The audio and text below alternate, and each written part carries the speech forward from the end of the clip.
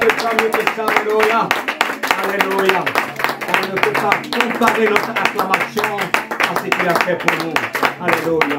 Nous avons de bonnes raisons de l'acclamer. Merci Seigneur, merci. Alléluia. Que Dieu soit loué. Vous pouvez vous asseoir. Merci. Que Dieu nous bénisse tous. Et je vous salue dans le précieux nom de notre Seigneur Jésus-Christ. Alléluia.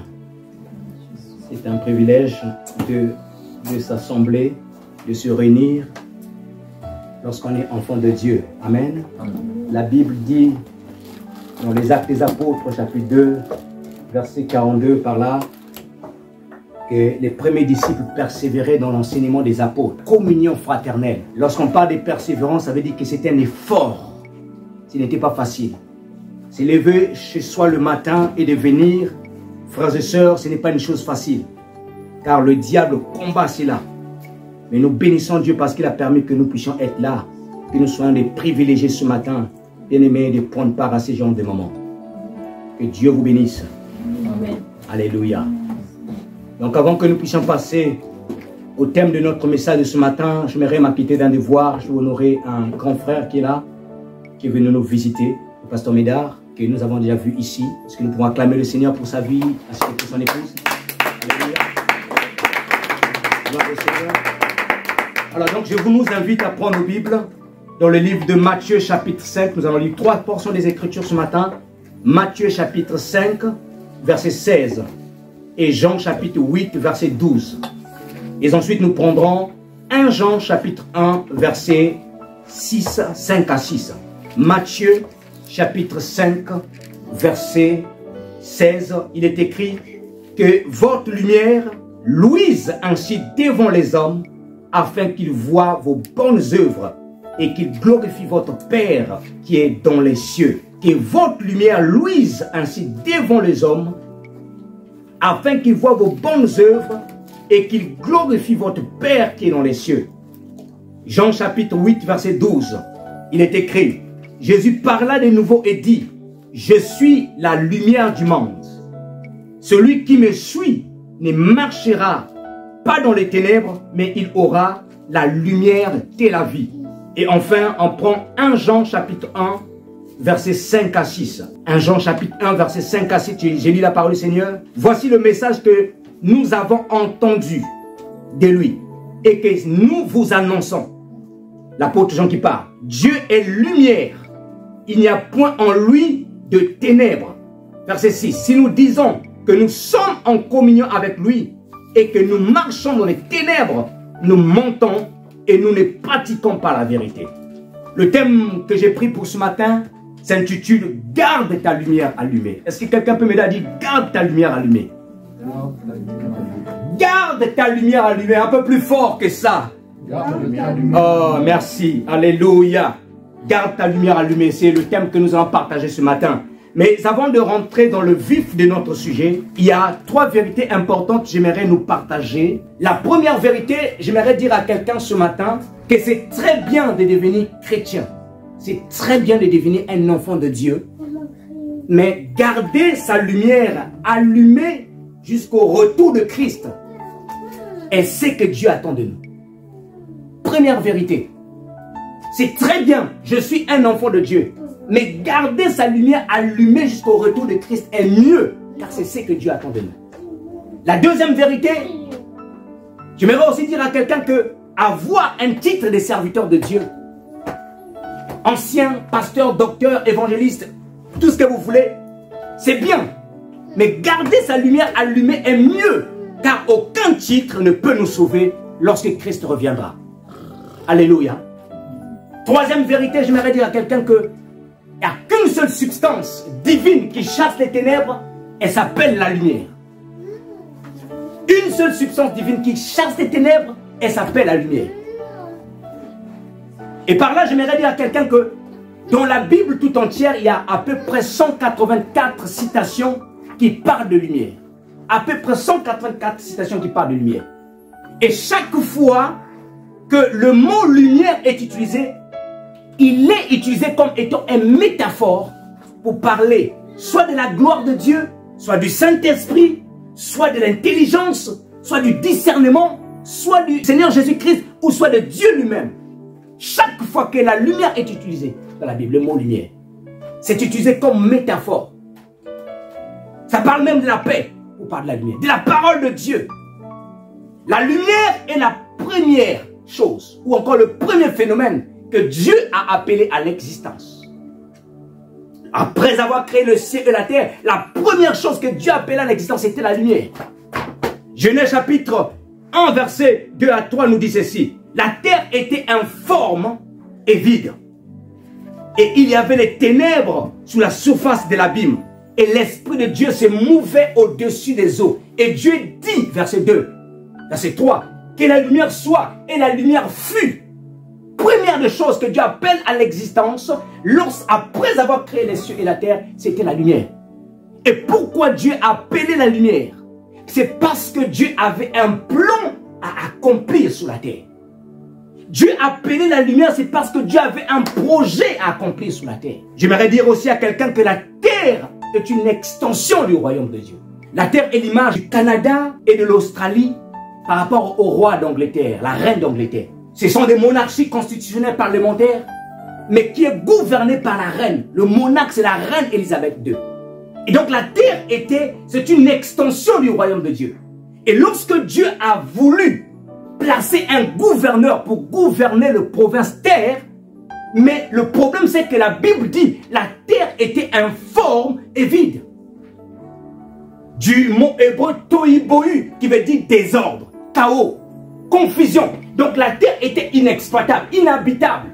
Mais parce que Dieu avait un projet sur la terre, et Dieu a appelé la lumière. Parce que Dieu avait un projet sur la terre, Dieu a fait passer la terre par un processus de transformation et de restauration.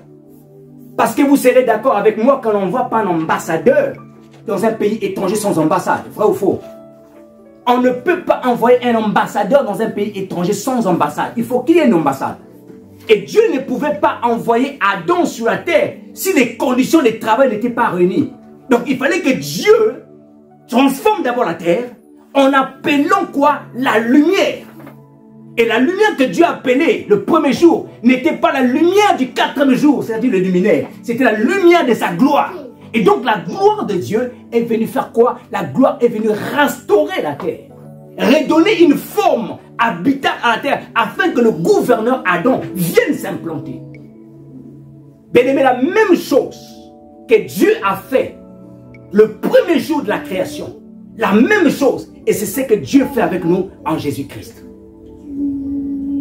La même chose que Dieu a fait le premier jour de la création, c'est la même chose qu'il fait avec nous en Jésus-Christ.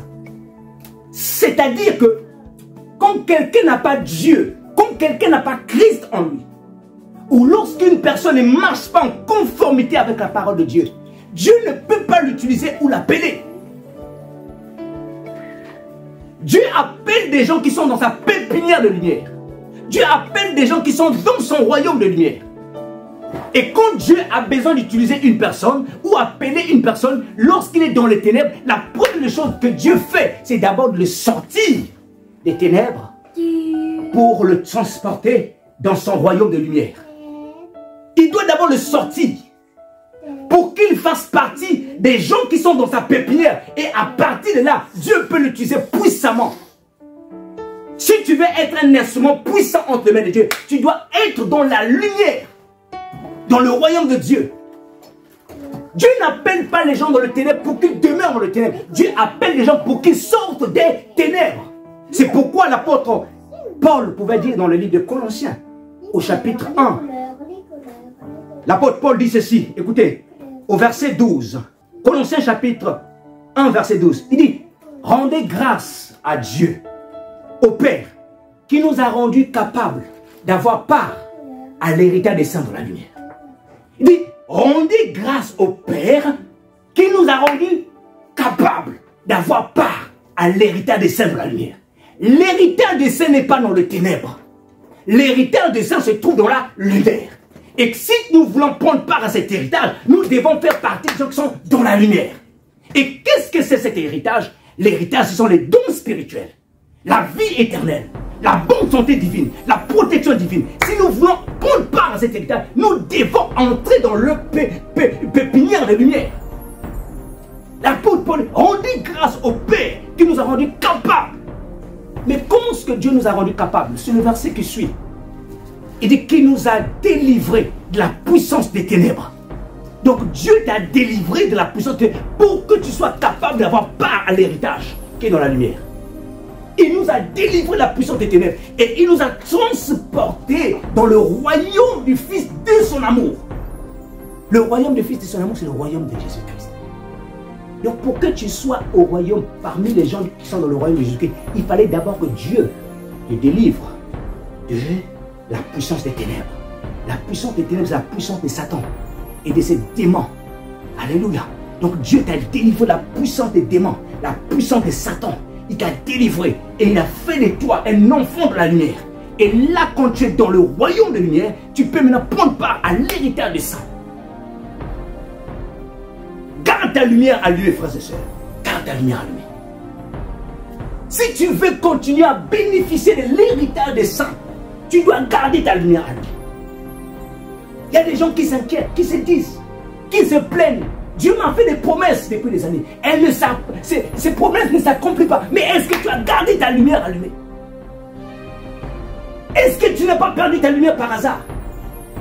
Parce que pour que les promesses de Dieu s'accomplissent, parce que la promesse que Dieu te fait, ça fait partie de l'héritage. Et pour qu'elle s'accomplisse, il faut que tu sois dans le royaume de lumière. Si tu n'es pas dans le royaume de lumière, tu ne peux pas prendre part à cette promesse. Est-ce que tu n'as pas perdu ta lumière par hasard? Pour te plaindre que la promesse de Dieu n'est pas en train de s'accomplir. Pour te plaindre, frères et sœurs. Bien-aimés dans le Seigneur. Lorsque Dieu nous introduit dans le royaume de lumière, il y a deux responsabilités qui nous incombent. Quand Dieu fait de toi un enfant de lumière, il y a deux responsabilités qui t'incombent. La première responsabilité, c'est que tu dois faire assez que cette lumière puisse briller. Première responsabilité lorsque Dieu fait de toi un enfant de lumière, c'est que tu dois amener cette lumière à briller. Et la deuxième responsabilité, tu dois faire assez que tu gardes cette lumière jusqu'au retour de Jésus-Christ. Est-ce que je parle à quelqu'un ce matin? Fais en sorte que ta lumière brille. Jésus a dit, on n'allume pas une lampe pour le mettre sous le boisseau, mais on l'allume pour le mettre sur le chandelier afin que la lampe puisse éclairer. Afin que la lampe puisse éclairer.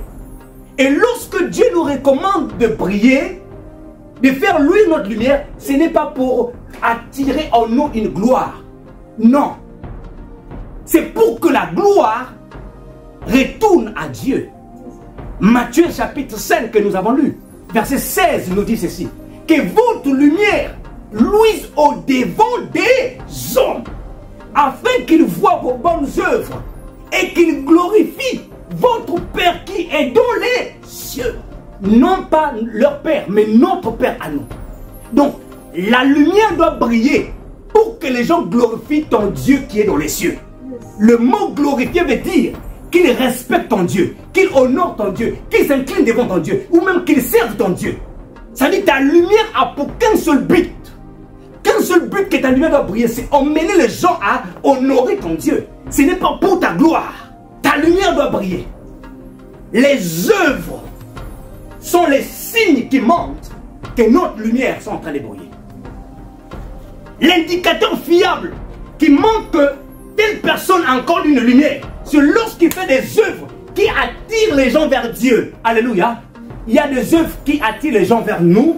Il y en a des œuvres qui attirent les gens vers Dieu. Il y en a même d'autres œuvres qui éloignent les gens de Dieu. Mais ce que Dieu nous recommande, c'est que nous puissions pratiquer des œuvres qui attirent les gens vers le Seigneur. Si tu fais des œuvres où tu peux te glorifier, tu peux te vanter, où tu peux bomber le torse, bien aimé, tu n'es pas en train de faire des œuvres qui attirent les gens vers Dieu. Ce n'est pas ça. Ça veut dire que ta lumière, elle n'est pas une bonne lumière. Alléluia. Ça veut dire que ta lumière, elle n'est pas une bonne lumière. L'indicateur fiable, c'est lorsque tout ce que je fais, je le fais avec amour, gloire, mais c'est pour la gloire de Dieu. C'est pour que les gens regardent à Dieu. C'est pour que les gens se tournent vers Dieu. Non pas ils se tournent vers moi. Non pas qu'ils parlent de moi. Non pas qu'ils m'acclament. J'aimerais même dire à quelqu'un ce matin, les hommes peuvent t'acclamer. Les hommes peuvent t'élever. Les hommes peuvent te chérir. Mais si le ciel ne te connaît pas, leur acclamation est multipliée par 0. Leur acclamation est multipliée par 0. Il faut que le ciel te connaisse. Il faut que le ciel te mandate. Il faut que le ciel soit content de toi. Si le ciel n'est pas content de toi, tout ce que les hommes peuvent faire, c'est multiplié par 0. Première responsabilité, frères et sœurs. Il faut que tes œuvres, les œuvres, l'ensemble des bonnes actions que tu fais pour que les gens honorent ton Dieu. Ça peut être les œuvres de compassion envers les pauvres. Le soutien, l'amour que tu manifestes. C'est ça les œuvres, les bonnes œuvres que tu dois manifester. Je vais lire un texte dans la Bible, dans le livre de Tite, chapitre 3. L'apôtre Paul enfonce encore le clou en nous encourageant à pratiquer les bonnes œuvres. Quelles sont les bonnes œuvres que tu pratiques? Ou encore, quelles sont tes œuvres? Est-ce que les œuvres que tu poses attirent les gens vers Dieu? Ou encore, les œuvres que tu poses défient les gens de Dieu? Lisons ensemble Tite. Tite, chapitre 3. Bien-aimé, Tite, chapitre 3, verset 8. Écoutez l'apôtre Paul, ce qu'il dit. La lettre de Paul à Tite. Il est écrit ceci. Cette parole est certaine. Et je veux que tu insistes là-dessus. Waouh! Paul dit à Tite, je veux que tu insistes là-dessus. Et quelle est cette parole que Paul veut que Tite puisse insister? Il dit ceci. Afin que tous ceux qui ont cru en Dieu s'appliquent à exceller dans les bonnes œuvres. Les bonnes œuvres. Pourquoi on doit exceller dans les bonnes œuvres? Quel est l'objectif? Quand je fais un don à quelqu'un, quand j'aide des pauvres, quel est l'objectif? Que les gens parlent de moi? Non. Pour que la gloire revienne à Dieu. Pour que les gens se posent la question sur ton Dieu. Pour que les gens s'intéressent à ton Dieu. Pour que les gens se disent un jour, oh, moi aussi, je vais servir son Dieu. Parce que je n'ai jamais vu un homme comme ça, une femme comme ça. Elle est trop bonne dans son cœur. Elle est trop gentille. C'est pour que les gens glorifient ton Dieu. Que ta lumière brille. Que ta lumière brille. Mon frère, ma soeur, ce matin. Mais qu'est-ce que nous constatons aujourd'hui? Malheureusement, force est de constater. Et même nous, les enfants de Dieu, nous sommes devenus des sujets de scandale. Au lieu de rapprocher les gens de Dieu, on les détache de Dieu. On les éloigne de Dieu. À cause de quoi? Nos comportements, nos attitudes, nos mauvaises actions. J'aimerais dire à quelqu'un ce matin, peut-être ce n'est pas écrit dans ta Bible, mais dans la mienne, dans le livre, au 5e chapitre de Luc, au verset 15, il est écrit qu'il y a une grande joie au ciel lorsqu'une âme fait quoi? Oh, est-ce que je parle à des chrétiens dans cette salle? Lorsqu'une âme fait quoi? Oh, parlez un peu plus fort. Lorsqu'une âme fait quoi? Vient à Jésus ou s'est converti. Alléluia. Il y a une grande joie. Donc, je n'ai pas lu dans ma Bible un endroit où il est mentionné qu'il y a une grande joie au ciel lorsque nous créons des entreprises. Non, moi je n'ai pas encore vu ça dans ma Bible. Mais j'ai simplement vu à cet endroit-là où on dit qu'il y a une grande joie au ciel lorsqu'une âme s'est convertie. Maintenant, pose-toi la question. Si ton caractère, ton comportement défait des gens de Dieu, rend les gens molles, faibles, lasses vis-à-vis de l'œuvre de Dieu, pose-toi la question. Est-ce que le ciel est content avec toi? Pose-toi la question. Quand tu détaches des gens de Dieu, est-ce que le ciel est content de toi? Si le ciel est en joie lorsqu'il y a une âme qui s'est convertie, et toi tu défais, ça veut dire le ciel est en colère. C'est le contraire de la joie, c'est quoi, frère divin? Le contraire de la joie? Tristesse. Et donc, si quelqu'un est triste, tu peux le mettre dans la colère. Il est triste parce que, ben écoute, au lieu de le rendre joyeux, mais il est triste. Donc tu peux l'énerver. Et c'est ce qui se passe aujourd'hui. Bien-aimés dans le Seigneur. À cause de quoi? À cause de nos mauvaises œuvres. La Bible dit ceci, que votre lumière luise afin qu'il voie vos bonnes œuvres. Il est impossible d'être une lumière et de ne pas l'accompagner de bonnes œuvres. Non, c'est impossible. Il est impossible d'être une lumière et ne pas manifester les bonnes œuvres. Non. Quand tu es un enfant de Dieu, les bonnes œuvres doivent te suivre. Les bonnes œuvres doivent se manifester. Parce que la lumière se manifeste par les bonnes œuvres. Et les bonnes œuvres, c'est ce qui attire les gens vers Dieu. Les scandales, c'est ce qui éloigne les gens de Dieu. Bien-aimé dans le Seigneur, tu dois garder ta lumière. Garde la lumière allumée. Garde la lumière allumée. Tu dois te poser chaque jour la question. Faire une introspection de toi-même. Et te dire, est-ce que ma lumière, elle est toujours allumée? Est-ce que je n'ai pas ouvert une porte quelque part qui fait que l'ennemi est rentré et fait que je suis devenu un acteur dans les mauvaises œuvres? 4. En s'accrochant et en s'attachant à la parole de Dieu. La Bible déclare ceci.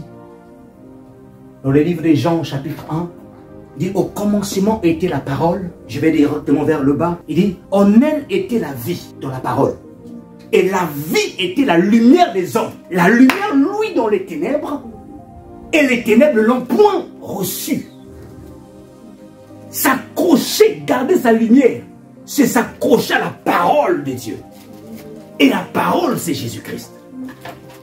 La parole, c'est Jésus-Christ, bien-aimé. Accroche-toi à Jésus-Christ, à sa parole. Parce que si tu ne t'accroches pas à la parole, qui est la source énergétique divine, ben écoute, ta lumière va s'éteindre. Tu es d'accord avec moi? J'ai demandé à ce que les enfants m'apportent l'ordinateur pour que je branche cette lumière-là à l'ordinateur qui est la source énergétique. Si je débranche le câble USB, ça va s'éteindre ici. Si on coupe l'électricité là-bas à la source, ça va s'éteindre. La source énergétique divine, c'est le Seigneur Jésus-Christ. Et lorsque, aussi longtemps qu'on est accroché à lui, selon ses normes, bien aimé, notre lumière sera toujours éclairée. Mais lorsque tu te déconnectes de la source énergétique, tu te déconnectes à Dieu. Tu ne gardes pas ta lumière allumée. Psaume chapitre 119, verset 105. La Bible dit ceci. Ta parole est une lampe à mes pieds. Ta parole est une lampe à mes pieds. Une lumière sur mes sentiers. La parole de Dieu, la source énergétique divine. Quand tu accroches à la parole, tu chéris la parole, tu manges la parole, tu vis la parole, tu pratiques la parole. Ta lumière est allumée. Mais dès l'instant que tu ne fais qu'une partie, tu peux la lire, mais si tu n'es plus empressé à la mettre en pratique, bien aimé, ta lumière n'est plus allumée. Ta lumière n'est plus allumée. Lorsqu'un pneu de camion, je l'ai déjà dit ici, un pneu de camion, vous voyez les semi-remorques, il y a toujours deux pneus de part et d'autre. Deux pneus de part et d'autre. En semi-remorque, lorsqu'il roule à vive allure, imaginez-vous un pneu se détache. Est-ce que le pneu s'arrête tout de suite? Il ne s'arrête pas tout de suite. Il roule encore. Depuis, lorsqu'il se détache, on a l'impression qu'il roule à la même vitesse de rotation que les pneus qui sont dans le camion. Mais la finalité, c'est quoi? Il finit par sortir et aller s'arrêter quelque part. Donc en fait, c'est juste c'est juste une question de temps pour que ça s'arrête. Quand tu ne t'accroches plus à la parole, tu ne chéris plus la parole, c'est juste une question de temps. Où les gens verront réellement que la lumière était éteinte. Bien-aimé dans le Seigneur, garde ta lumière allumée, frères et sœurs. Le monde va tellement mal aujourd'hui. La dépravation est au niveau élevé. Dieu a dit que ce qui est arrivé autour de Noé arriveront aussi dans les derniers jours. La dépravation, l'homosexualité, l'impudicité, l'immoralité sera élevée. Les gens mangeront et buveront et ils raisonneront face à la parole de Dieu. J'aime un jour un homme de Dieu me dit Blanchard, ne tombe pas avec la parole. Et il voulait dire par là que, vous savez, lorsque quelqu'un tombe, il prend la Bible, il donne des raisonnements de la Bible. Or, lorsque tu tombes avec la parole, c'est-à-dire qu'il n'y a aucun passage, aucun verset qui peut encore t'encourager. C'est-à-dire c'est difficile pour que tu sois restauré. Pierre dit ceci dans 1 Pierre chapitre 2 verset 12. Il dit, ayez au milieu des païens une bonne conduite, afin que là même où ils vous calomnient, comme si vous étiez des malfaiteurs, ils remarquent vos bonnes œuvres et glorifient Dieu au jour où il sera visité. Ayez au milieu des païens une bonne conduite, afin qu'ils remarquent vos bonnes œuvres. Donc, les bonnes œuvres sont aussi liées à notre conduite. C'est aussi lié à notre conduite. Quelles sont les œuvres que tu poses? Est-ce que ce sont les œuvres qui suscitent l'intégrité auprès des autres frères ou sœurs? Quelles sont les œuvres que tu poses? Est-ce que ça suscite, ça attire les gens vers Dieu? Ou ça leur laisse un bon point d'interrogation? Est-ce que Dieu réellement existe? Est-ce que Dieu réellement existe? Bien-aimé dans le Seigneur. Je me rappelle, à l'époque, nous étions à Casablanca, frère divin. Il y a un frère qui était un de mes colocataires. Vous savez, Dieu m'a fait grâce. Du jour où j'ai donné ma vie à Jésus, jusqu'au jour où j'ai rencontré ma femme, je n'ai pas connu d'autre femme. Mais vous savez, dans la vie, il y a toujours des moments de faiblesse aussi, où la chair parfois peut réclamer des choses. Et j'étais étudiant dans la ville de Casablanca et ma chair commençait à réclamer quelque chose. Et j'ai commencé à me dire, ah ben il me faut peut-être aussi une petite amie quand même, c'est normal. Et un ami, un frère, colocataire, il vient me voir, il dit, mais tu sais que ton pasteur, l'église où je suis né, il dit, tu sais qu'on a trouvé dans son bureau beaucoup de choses bizarres. Et les choses là que je ne vais pas citer les noms. Et moi, je me suis dit, mais si on a trouvé ça dans le bureau de mon pasteur, donc ça dit, je peux aussi avoir un petit ami. Juste cette pensée. 3 jours d'insomnie, 3 jours d'oppression. 3 jours. Je ne dormais plus bien. Le 3e jour, je me suis repenti. La paix, bien-aimé dans le Seigneur. Qu'est-ce qui m'a poussé à dire que je peux? C'est parce que j'ai entendu quelque chose. On m'a dit de mon pasteur. On m'a dit quelque chose de mon pasteur. Et ça a voulu m'encourager à aller un peu dans loin de la parole. Heureusement que Dieu était là. Il a dit, je ne te permettrai pas ça. Je ne te permettrai pas ça. Je suis revenu. C'est pourquoi j'ai dit à quelqu'un ce matin, quelles sont les œuvres, les témoignages que les gens savent de toi, ou les gens écoutent de toi, ou ce que tu laisses. Ça encourage les gens à s'attacher à Dieu, ou ça encourage les gens à se détacher de Dieu. Et nous faisons très attention. Les bonnes œuvres. Les bonnes œuvres. Les bonnes œuvres sont des rayons de lumière. Les rayons de lumière que nous émettons. Et lorsqu'on le émet, qu'est-ce que ça fait? Ça pousse les gens à venir vers Dieu, à craindre Dieu. Et nous avons lu notre 3e texte dans la Bible, dans le livre de 1 Jean au chapitre 5, chapitre 1, verset 6. La Bible dit ceci, l'apôtre Jean écrit, il dit, Dieu est lumière. Dieu est quoi? Il est lumière.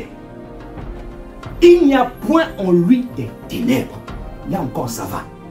Là encore ça nous va bien. Maintenant remarquez, qu'est-ce qu'il dit par la suite? Il dit, si nous disons que nous sommes en communion avec lui et que nous marchons dans les ténèbres, nous mentons et nous ne pratiquons pas la vérité. Tu ne peux pas te dire, je suis en communion avec Dieu, mais les œuvres que tu pratiques sont les œuvres du monde des ténèbres. Impossible. C'est pourquoi je disais tout à l'heure, il est impossible de dire que je suis une lumière et en même temps pratiquer les œuvres des ténèbres. Ou encore en même temps ne pas pratiquer les bonnes œuvres. Je dis, je suis un enfant de Dieu, gloire à Dieu. Mais est-ce que ta lumière est allumée? Est-ce que les œuvres que je pose, les choses que je fais, est-ce que ça glorifie Dieu? Est-ce que ça peut pousser quelqu'un à dire, tu pries où? Je prie dans telle église, on est une petite église, mais j'aimerais quand même venir. Parce que, non, quand je vois ta vie, ça m'encourage. Est-ce que les bonnes œuvres, frères et sœurs, posons les bonnes œuvres en gardant notre lumière allumée. Très souvent, on a l'habitude de dire, que les gens ont besoin d'écouter, d'entendre parler de Jésus. C'est vrai, c'est pas faux. Les gens ont besoin d'entendre parler de Jésus. Mais, toutes les fois, les gens ont aussi besoin de voir nos œuvres, nos actions que nous posons.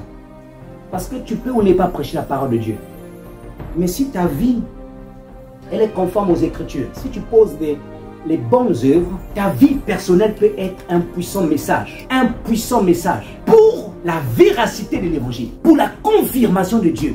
Ta vie peut être un puissant message, juste par ton comportement, juste par tes attitudes, juste par ce que tu fais. Ta vie est un puissant message. Donc c'est pourquoi il est important de combiner les deux. Il est important d'aller donner les flyers aux gens. Il est important d'aller parler à Jésus aux gens.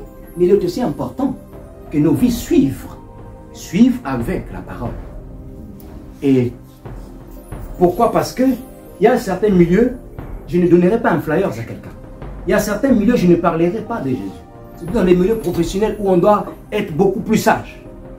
Mais seulement avec notre attitude, nos comportements, les gens peuvent se poser des questions. Les gens peuvent se dire, mais comment? Toi, tu n'es pas croyant quelque part. Il y a une journaliste sur M6, je crois. M6, si je ne me trompe pas. Son prénom, je crois, c'est Kelly. Quelque chose de comme ça. Elle a fait un témoignage où elle disait, elle recevait des centaines de mails où les gens lui posaient la question en voulant savoir si elle n'était pas chrétienne. Elle est sur M6, si je ne me trompe pas, ou sur C8, quelque chose de comme ça, dans le groupe des Canal. Les gens, elle recevait des centaines de messages. On lui posait la question, est-ce que tu n'es pas chrétienne? Elle ne répondait pas. Mais ce jour-là, elle a eu le courage, elle est allée dans une grande église ici dans la région parisienne. Elle a témoigné sa foi, qu'elle est chrétienne. que c'est Dieu qui l'a emmené là-bas. Et son témoignage a fait un tollé et ça lui a même causé des problèmes. Jusqu'au point où les gens voulaient même la tuer. Et l'État lui a mis des gardes. Pourquoi? Parce qu'elle était victime, elle était cible à cause de sa foi. Vous imaginez? Elle n'avait jamais dit qu'elle était une chrétienne. Mais à cause de la manière dont elle gérait les choses, à cause de la manière dont elle faisait les choses, les gens s'est témoigné. Mais qui est cette dame? Elle dégage quelque chose. Je m'aimerais dire à quelqu'un ce matin, dégage quelque chose. Que les gens se posent des questions sur toi. Qui es-tu? Qui es-tu? Que les gens se posent des questions sur toi. Garde ta lumière allumée. Nous vivons dans un monde, il y a tellement de séduction qui nous emmènent, frères et sœurs, à éteindre nos lumières. Mais ce matin, j'aimerais te dire, garde ta lumière allumée. Sois un message ambulant de Dieu. Sois une source authentique.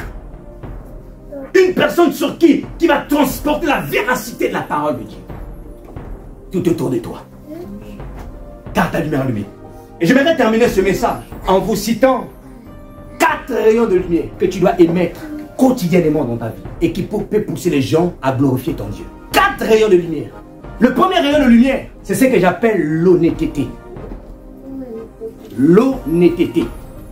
Quelqu'un peut me dire l'honnêteté? Oh, je ne t'ai pas entendu. Aide-moi à dire l'honnêteté. Moi, je suis bien transpiré là. Toi, tu es bien assis. Dis-moi, aide-moi à dire l'honnêteté. Alléluia. L'honnêteté, c'est le synonyme de la droiture, la justice, la loyauté. Combien de chrétiens sont malhonnêtes? Combien de chrétiens, malgré qu'ils travaillent, mais ne veulent pas payer son titre de transport? Combien de chrétiens, malgré qu'ils travaillent, ils ne veulent pas payer ses factures? Combien même sont ceux-là qui ont arrêté de travailler juste pour manger l'argent de l'État, pour aller travailler avec des papiers de quelqu'un d'autre? Combien sont ceux qui veulent gagner l'argent à tout bout de champ? Combien? Par divers moyens. Ils vont jouer au loterie, ils vont jouer au jackpot, aux millionnaires, tout ça. Ils vont jouer même aux jeux païens pour gagner l'argent. Malhonnête. Combien lorsque vous faites une affaire ensemble, mais ils sont toujours en train de te dribbler? Maintenant, posez-vous la question. Quand tu es malhonnête et que les gens savent que tu es chrétien ou chrétienne, est-ce qu'ils vont craindre ton Dieu? Quand tu es tout le temps en train de mentir aux autres, quand tu es tout le temps en train de dribbler aux autres, est-ce qu'ils vont respecter ton Dieu? Je ne pense pas. Ils ne vont pas s'attacher à ton Dieu. Sois honnête, tu gagnes ton argent, paye ton titre de transport. Tu gagnes ton argent, paye tes factures. Tu gagnes ton argent, fais pour des choses qui sont justes et droites. Pour des choses qui sont justes et droites. Ne sois pas malhonnête. Donc sois honnête pour que par ton honnêteté, les gens s'attachent à Dieu. Ne soyez pas malhonnête. Deuxième rayon de lumière que tu dois émettre tous les jours, quotidiennement. Deuxième rayon de lumière, c'est de contrôler ta langue et d'agir avec sagesse. Contrôle ta langue et agis avec sagesse. Une personne qui ne contrôle pas sa langue, c'est une personne que tu vas retrouver dans les injures, les insultes, les querelles, les médisances, les critiques, qui est grossieux, dans les mensonges.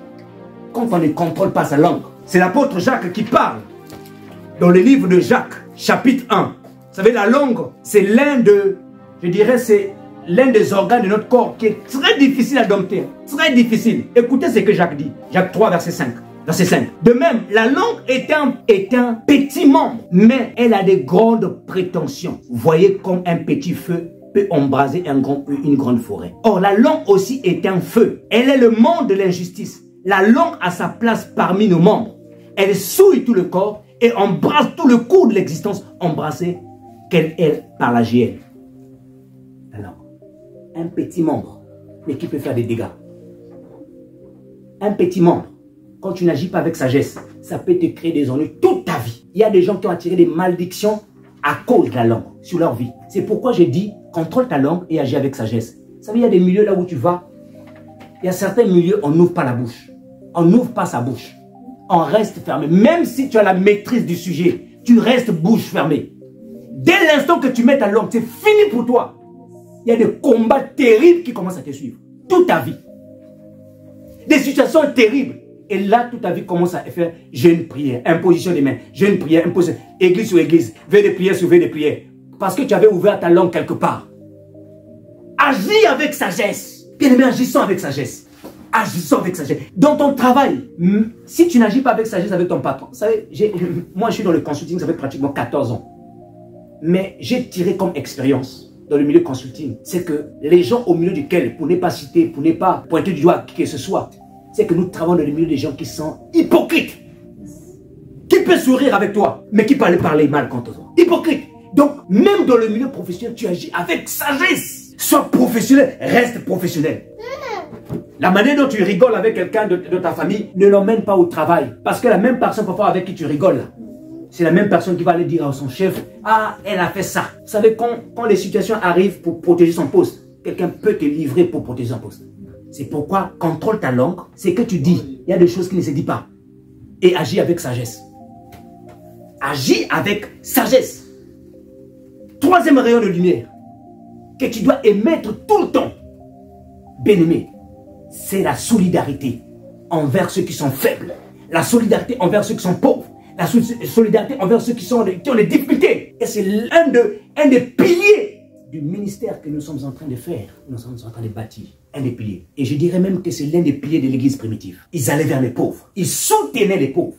Pense à soutenir les pauvres. Et les gens se poseront de ton Dieu. Les gens se poseront de ta générosité.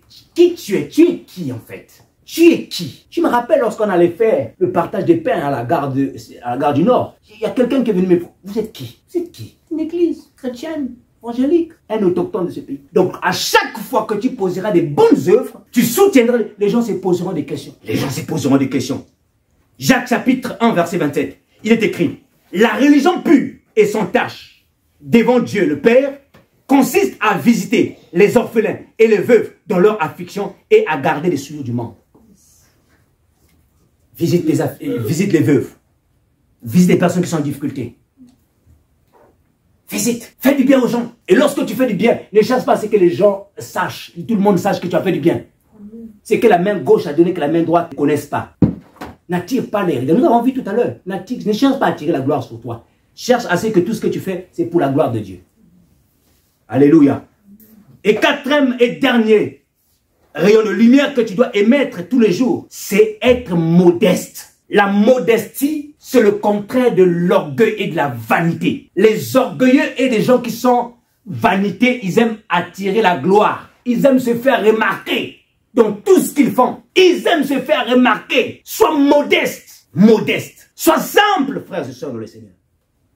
Ne sois pas trop dans les extrêmes, dans l'indécence. Non, sois modeste. Dieu t'a fait grâce et tu tombes dans l'orgueil. Tu veux te vanter de la grâce que Dieu t'a faite. Bien-aimé dans le Seigneur. Mais la grande question dans tout ce que je suis en train de dire, c'est simplement de nous dire, si nous faisons le contraire, qu'est-ce que les gens diront? Si je suis orgueilleux, si j'aime me vanter, je suis vaniteux, qu'est-ce que les gens diront? Imaginez-vous, tu viens à l'église. Il y a un frère qui vient de se convertir. Toi, tu es là depuis, tu es ancien, tu es dans la parole il y a longtemps. Il te voit orgueilleux. Qu'est-ce qu'il va se dire? Ça va même le décourager. Il va même se poser, c'est ça l'évangile. Oh, l'évangile, lorsque ça pénètre ton cœur, obligatoirement, tu dois être humble et simple. L'évangile, ce n'est pas le costume que nous portons pour prêcher. Non. L'évangile, c'est la vie que tu mets, non. L'évangile, c'est la vie. Ah non. C'est la vie que nous transmettons. C'est ça l'évangile. C'est Christ que nous transmettons. Les gens voient ta vie. Ils se posent des questions sur ta vie. C'est ça. L'évangile, ce n'est pas, pas les paroles que je suis en train de dire. Viens me voir maintenant pour voir ce que je vis. Viens me voir pour voir ce que je vis. Il y a la parole que je prêche, mais il y a aussi ma vie qui doit suivre avec ce que je dis. Parce que si je prêche et que les gens découvrent que je ne suis pas ce que je dis, les gens vont se décourager. L'évangile, c'est la vie, bien-aimé. L'évangile, c'est la vie. Donc la modestie est une qualité qui va attirer les gens vers Dieu. La modestie, c'est une qualité que les gens apprécieront. La modestie. 1 Pierre chapitre 3, versets 3 à 4. 1 Pierre. Je vais les lire et nous allons terminer par là. 1 Pierre chapitre 3, versets 3 à 4. Écoutez ce qui est écrit. Il dit, n'ayez pas pour paru ce qui est extérieur. En parlant notamment des femmes, mais ça concerne aussi même les hommes. Les cheveux tressés, les ornements d'or, les manteaux et les grands. Mais la parure cachée du cœur, la parure personnelle, inaltérable, d'un esprit doux et tranquille. Voilà ce qui est grand. Voilà qui est d'un grand prix devant Dieu. Mets le costume qui coûte, je ne sais pas, 2000 €. La chaussure que tu veux. Sois éloquent, parle, je ne sais pas, le français comme nous disons en Afrique, le français de Chirac. Ce n'est pas ça qui a le grand prix devant Dieu. Ce n'est pas ça. Il dit ici, il dit, mets la parure cachée, l'intérieur de toi. Une lumière doit jaillir à l'intérieur de toi. Et quand cette lumière jaillit, obligatoirement, elle doit éclairer les gens. Et quand tu te vantes de tes tresses qui coûtent cher, moi je porte des perruques, je me coiffe. Quand tu te vantes de ça, frère, ça n'encouragera pas les gens à suivre Jésus. Non. Ce qui va encourager les gens à suivre Jésus, c'est quand tu vois l'intérieur de toi changer. Quand tu vois ton comportement, tes attitudes, les actions que tu poses. C'est ça qui va les emmener à suivre le Seigneur Jésus-Christ. Les 4 rayons de lumière que tu dois émettre tout le temps. Si du moins tu as gardé ta lumière allumée. Je termine par dire à quelqu'un, bien-aimé, le Christ revient bientôt. Est-ce que ta lumière est toujours allumée? Est-ce que ta lumière est toujours allumée? Est-ce que tu as toujours le même feu, le même embrasement, la même motivation que tu avais au départ, de l'attachement à la parole de Dieu, la pratique de la parole de Dieu? Ou est-ce que tu as ouvert une porte quelque part? Bien-aimé, garde ta lumière allumée. J'ai dit au début, c'est très bien d'être chrétien, mais c'est mieux de garder sa lumière allumée jusqu'au retour de Christ. Avoir un titre de ministère est bien, mais garder sa lumière allumée jusqu'au retour de Christ est mieux, parce qu'aucun titre ne nous sauve. Gardons notre lumière allumée, que Dieu vous bénisse. Nous allons nous mettre debout, nous allons prier, on va rendre grâce à Dieu. Alléluia, merci. Béni soit le nom du Seigneur, béni soit le nom du Seigneur. Oui, je bénirai ton nom toute ma vie.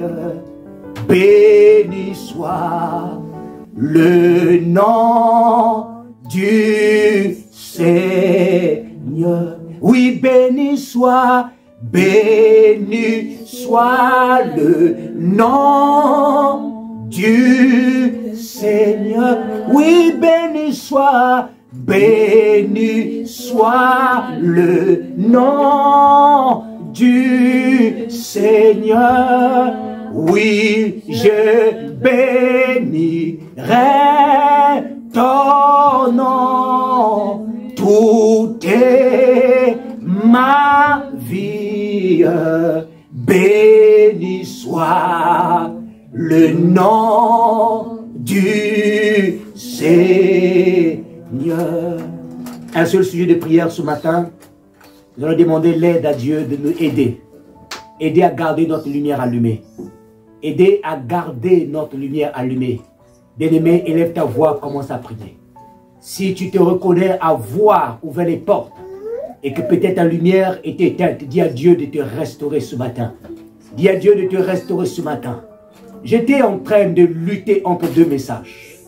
Lutter entre 2 messages. L'autre message avait beaucoup plus de révélations. Mais le Saint-Esprit m'a imposé ce message. Oh, généralement, je n'aime pas ça. Parce que c'est difficile de prêcher un message. Parfois, tu n'as pas beaucoup d'éléments. Mais j'ai compris une seule chose aussi. Quand tu t'abandonnes au bien, quand tu écoutes le Saint-Esprit, celui qui vient rajouter les éléments lui-même, élève ta voix. Parce que ce message était certainement, quelqu'un avait besoin de écouter ce message ce matin. Demande à Dieu de t'aider. Ou demande à Dieu de te restaurer. Là où tu avais perdu ta lumière. Alléluia. Seigneur, nous te prions ce matin. Seigneur, je viens te prier, oh Dieu, plus que c'est à moi d'abord que tu as parlé de ce message. Seigneur, si quelque part j'ai perdu une lumière, Yahweh, restaure Jésus. Restaure, tendre Père, au nom puissant de Jésus, Papa. Je viens prier au Dieu pour tous ceux qui étaient au son de ma voix ce matin. Père, restaure ceux qui ont perdu leur lumière. Yahweh, aide, Seigneur, aux tes enfants à garder leur lumière. Et je prie pour tous nos bien-aimés, les frères et ceux qui ne sont pas là, oh Dieu, ceux qui sont partis en vacances. Père, garde-leur, même en étant en vacances, au bord des plages, de garder leur lumière allumée au nom puissant de Jésus-Christ. Seigneur, aide-nous, Papa. Aide-nous, peu importe l'endroit où va aller tes enfants, Seigneur, pour aller se reposer. Seigneur, garde-leur, Seigneur. Protège-les afin qu'ils gardent leur lumière allumée, tendre Père. Mon âme te loue, mon âme te bénit, mon âme te rend multiple action et grâce. Seigneur, merci. Merci pour ton amour. Au nom de Jésus-Christ, que nous avons ainsi prié et nous disons tous Amen. Alléluia. Est-ce que nous pouvons acclamer le Seigneur? Est-ce que nous pouvons acclamer le Seigneur? Alléluia. Je vais simplement demander au pasteur Médard qui va nous recommander notre retour entre les mains du Seigneur, mais en même temps aussi prier pour les offrandes au nom de Jésus-Christ. Alléluia. Éternel notre Dieu, nous te rendons des multiples actions de grâce ce matin parce que, Seigneur, ta grâce a été immense dans nos vies. Seigneur, tu as dit, il envoya sa parole et la parole est guérie. Seigneur, nous croyons que cette parole contribue effectivement à la guérison des âmes.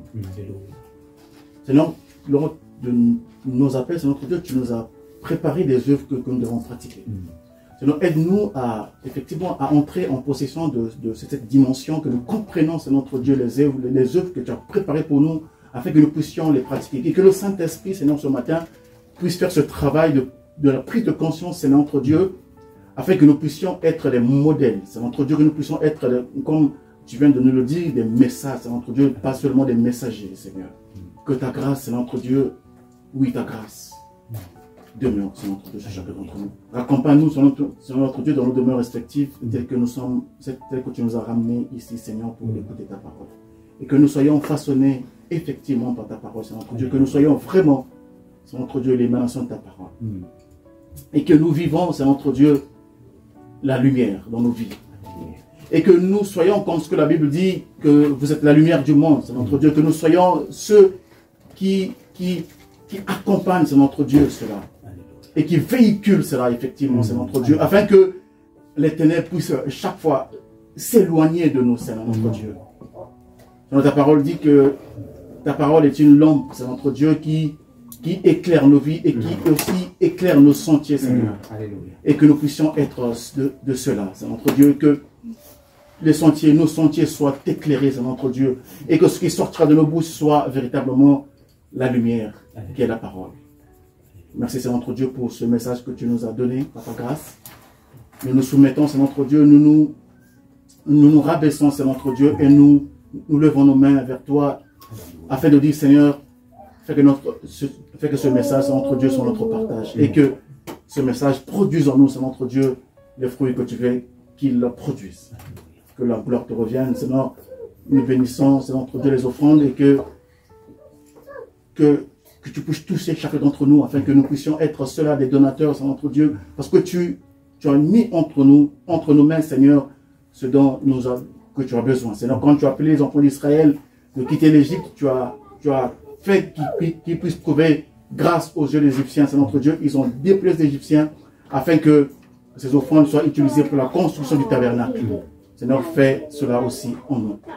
Pour la gloire de ton nom, que ton nom soit béni au nom de notre Seigneur, au Sauveur Jésus-Christ. Nous avons ainsi prié. Amen. Amen.